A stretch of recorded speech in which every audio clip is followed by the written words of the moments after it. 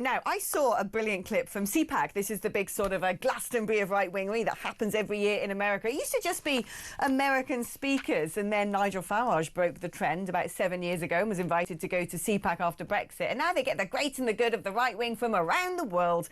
Anyway, I was indulging in watching some of the interviews and presentations given last night, and there was a great interview with JD Vance, who basically said, when you look at the German military, we are propping this thing up to the tunes of, millions, billions of American dollars.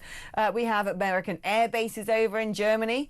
We have helped Europe incredibly over the decades. And we're looking at Europe going, you ain't helping yourself. And what's more, you're dragging down the entirety of the West. We've had our moment of civilizational reckoning in America where we've gone, we cannot afford the net zero, DEI, open border, constant decline, erosion of society, mental health permacrisis that America had become. We're changing and changing now. And then they've looked over the pond at Europe and gone, blimey, we thought we were in a bad way. Look at them. Terrorist attacks every 5 minutes. 2 gang rapes a day in Germany as a result of mass migration. Stabbings all over the shop. Pakistani rape gangs stalking the streets of northern England. And, a net zero campaign, which is impoverishing Germany. You've turned off their nuclear power stations, slow clap. And they've just said, look, if you're not going to help yourself, and the only way we're going to save the West, quite frankly, is helping yourself, then we're just going to have to cut you off because you're a bit like a verruca at this point. And so I think the big political test coming up for Europe is going to be the German elections this weekend.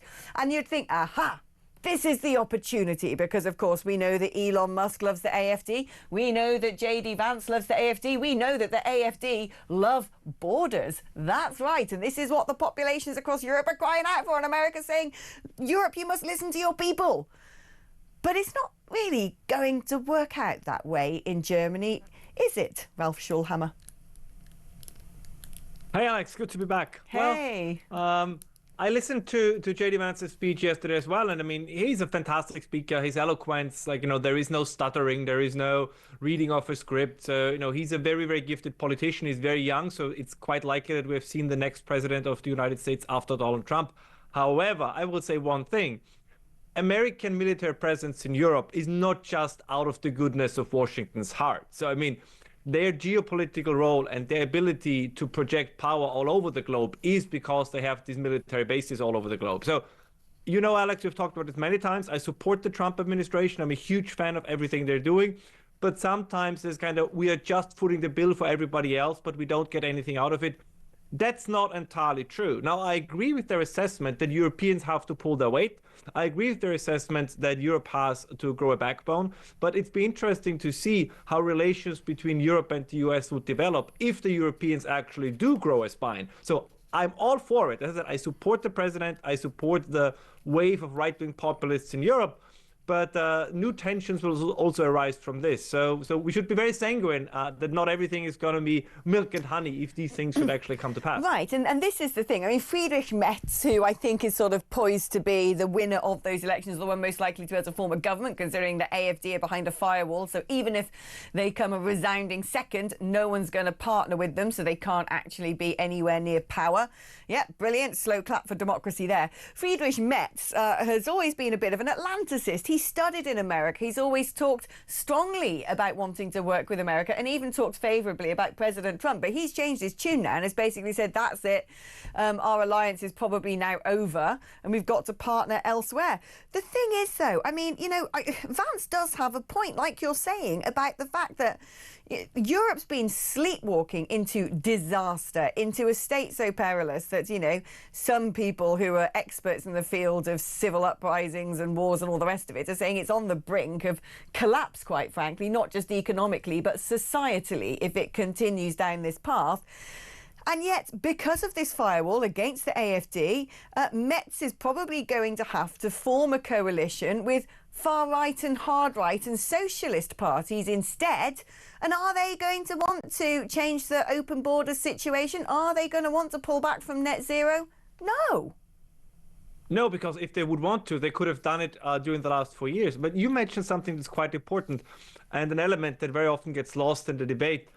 The idea that dominates the Trump administration, which I enjoy very much, very often right-wing governments said we have to end left-wing governance. But I think what Musk and Trump are trying to do, and the entire cabinet actually, because of course it's not just Trump and Musk, is they say, no. We're not just going to end left-wing policies, we replace them with actual right-wing policies. And you saw this during the Munich Security Conference. It was not just the speech of JD Vance. It was also, he met with Alice Weidel, the head of the AfD, but he did not meet with the current chancellor, Olaf Scholz. And that tells you quite a bit. So it was not just that the Americans say, we would kind of like a little bit of a change in Germany. No, they actually went and said, we will talk to those who we think would be a better option. However, I will say one thing, because you mentioned the BBC shortly before the break.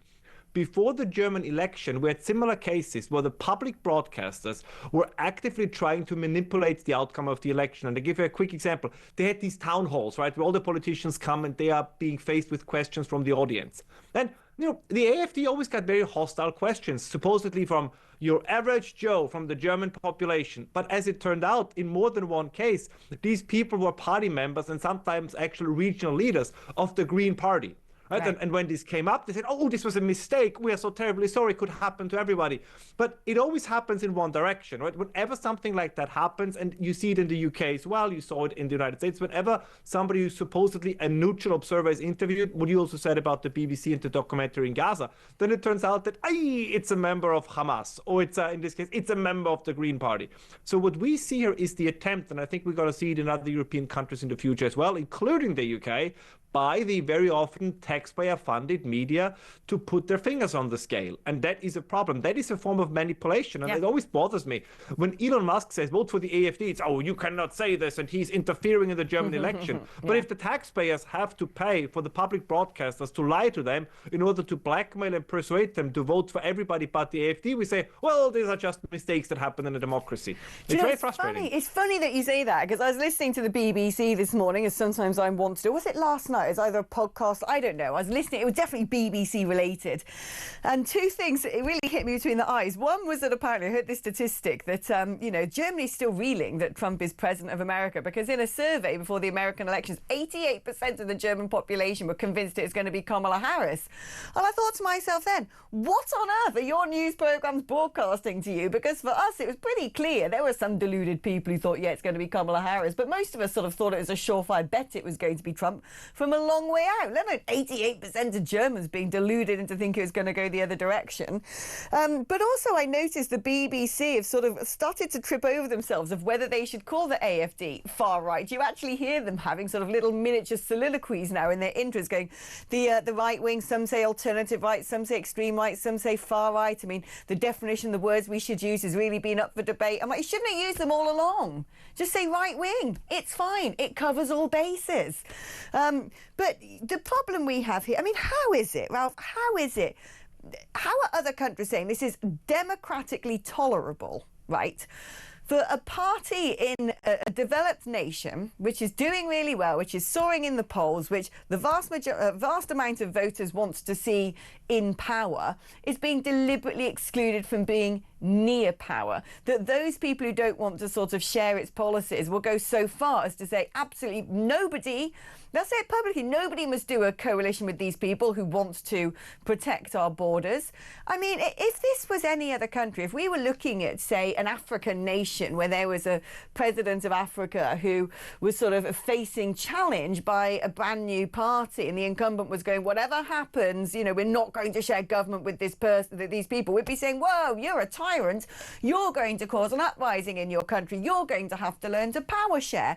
And yet in Europe, these things happen and everyone just goes, well, it's got to be done, doesn't it? Because they're all so very wicked, these populists. Well, I think the main distinction is, and we don't talk about this often enough, the supposed threat to liberal democracy that these new parties are is a little bit a sleight of hand. Because they are not a threat to liberal democracy, they are a threat to liberalism's democracy. And that's a key distinction. Neither the AfD nor any other right-wing party wants to establish a dictatorship, a new Führer that then leads the Germans to war or anything like that. But they want a government that is not defined by the progressive visions of contemporary liberalism.